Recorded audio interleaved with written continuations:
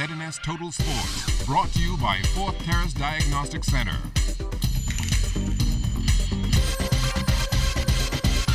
Hi, good evening, and welcome to this first look at sports on a Tuesday. I am Julian Gibson. Well, plans are well on the way for the Cybots Primary School Basketball Classic. It will start next week. St. Andrews is the first time they're going to be playing in the tournament.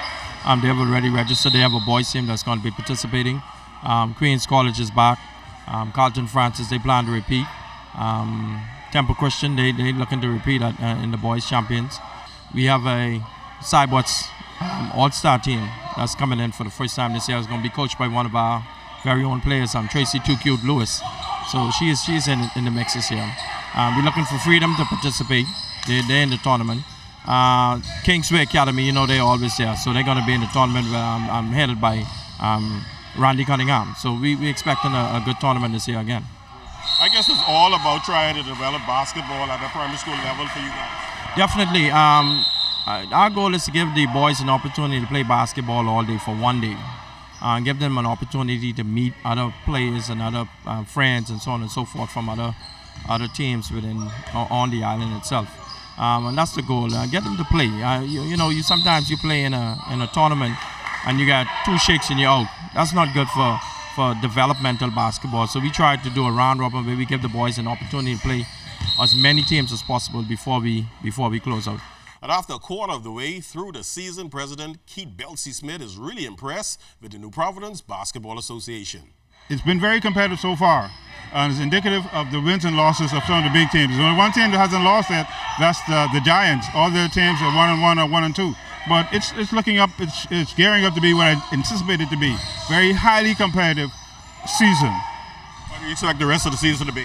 Well, the rest of the season will be even more, because once these younger players become more accustomed to being involved in this type of competition, they're going to step it up. That most of the players that come in the league, they come from very talented backgrounds. The C.C. Sweeting, the R.M. Baileys, now they're very young in the league, but it only takes a matter of time before they come back to realize it's still a game of basketball.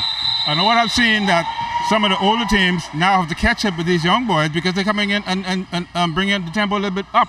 So even the so-called established players will find themselves pressured more to produce, and that's bringing out the best of them. So it's still a lot more to be done. So last night at the AF Adderley Gym, it was the COB Caribs and the PJ Stingers hooking up. Our certified basketball official, Charles Fisher, has the call. Let's start with Santino driving the lane and puts 2 off the glass. Tavares sees an open lane, but no is stripped and COB going the next way for the score. Tavares once again driving, but this time finds a streaking Lloyd Smith in the lane for the bucket and the foul. COB trying to find something going, and look what I found. I'll take it. Second half, Devon Ferguson makes his move to the bucket and gets the bunks. 3-on-1, and what does COB do with it? Scores by Davis. Things now going COB way, and way up is Goodman. Stingers showing they can play above the rim. This one very close. Down by as many as 10 at one point. Don't count COB out yet. Not in this one.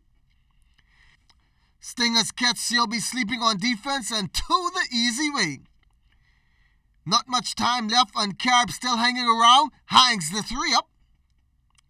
But that bucket may have been a bit too late as Stingers hold on for the 84-79 win. Those guys play us hard. We execute, played defense, and came up with the win. You got to give credit off to COB. They had an excellent defensive strategy, but it fell down slightly in the end. But good teams do what they're supposed to do. They fight and continue to fight till the very end. Some miscues at the end. The guys know what they were. It's a young team. We got to work harder and come through at the end of the game and be more consistent with our effort. For ZNS Total Sports, I'm Charles Fisher. In the men's feature game last night, the Cybots won again, beating the YK Wreckers 84-66. Can anybody beat the Cybots? No way, says Coach Wade Watson. The reality is, at the end of the day, we have some very good players, and the nucleus of the team is much younger than it was last year. We have 2 veterans that I really thought was essential to bring back, and Brian Bain and hopefully Nelson Joseph as he gets over some stuff during this period before the Christmas. But you got Eugene Bain, you got Ernest Sanders, you got I got Chicken Roosevelt Wiley, the Hugh Campbell MVP. I got Angelo Wallace. I got David Skittles. I mean, these guys are 21, 22, and 23. They don't like to go home after practice. You know, they want to continue to play. And I keep telling them, you know, I got to go home too.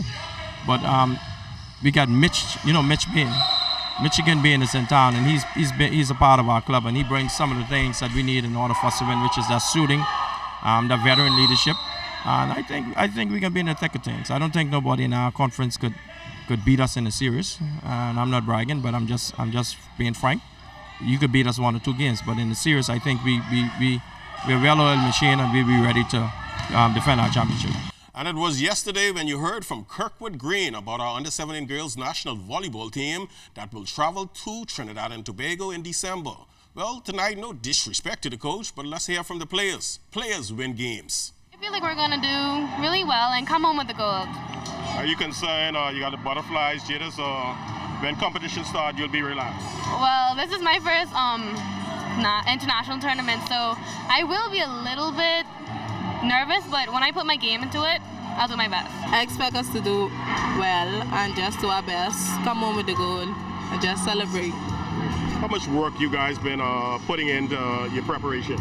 We've been giving a full 100%, and we just hope to give more. We've been running around, getting our body physically fit, and every day we have been practicing our drills to get our main skills ready for this tournament. Honestly, how you feel you're going to do? I feel we'll do great because together we'll stand and, we give our all, 100%. Well, we have been putting in a lot of work for a year and a half now, and our team chemistry has been gotten way better over time, and I feel like we're going to do a really great job and bring home the goal. You like the makeup of this team? Yes, it has. Everybody plays their part, and it's going to do really well. Just teamwork, just communication, we just doing what we got to do and keeping our skills and our position straight.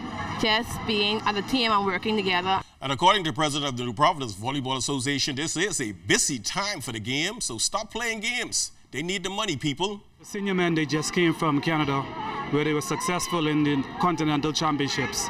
Right now, we're trying to prepare 2 other national teams, that being the youth boys.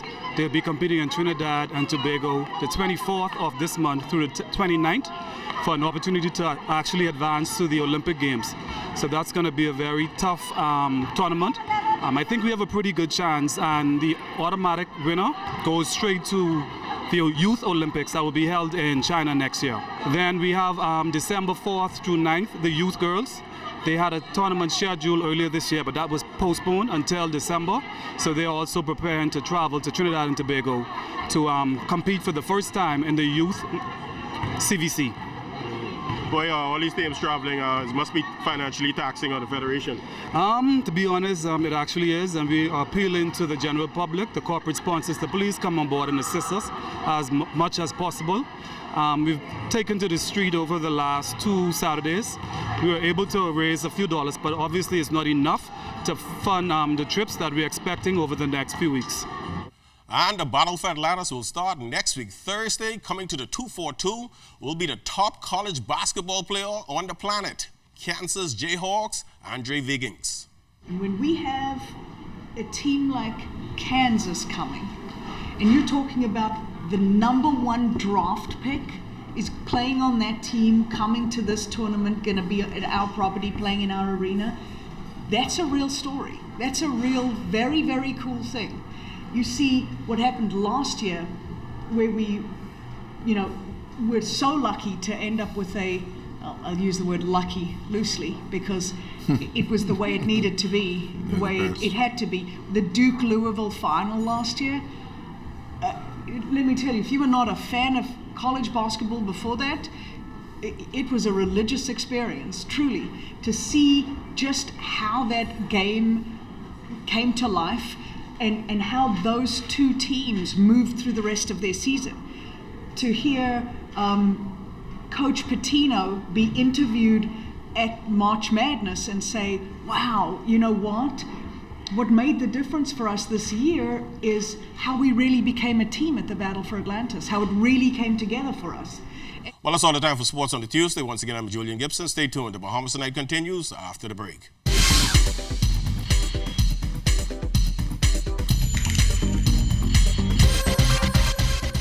This is ZNS Total Sports, brought to you by Fourth Terrace Diagnostic Center.